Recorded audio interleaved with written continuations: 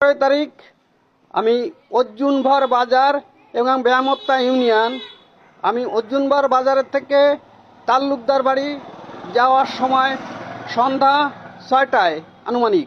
সে সময় আমাকে একদল ডাকাত অ্যাটাক করলো। অ্যাটাক করে আমার দুটি অ্যান্ড্রয়েড ফোন তারা নিয়ে নিল অস্ত্র ঠেকিয়ে।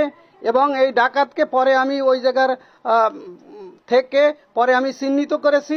সে ডাকাতের নাম হলো সোহাগ ডাকাত, তার পিতার নাম হলো রোকন তালুকদার। এই সোহাগ তালুকদার নিয়মিত সুন্দরবনে ডাকাতি করে। সে 18 তারিখ পালিয়ে সুন্দরবনে ডাকাতি করতে চলে গিয়েছে। এটা আমি জেনেছি যে কোনোভাবে। এবং এই সোহাগ তালুকদার সুন্দরবনের জলদস্যু। এবং সোহাগ তালুকদার বিভিন্নভাবে মানুষকে হয়রানি করে। তার এলাকায় কেউ গেলি এরম সে ডাকাতি করে, ছিনতাই করে এবং খুনের উদ্দেশ্যে এই কাজগুলো সে করে। বাংলাদেশ, খোদাহাফেজ।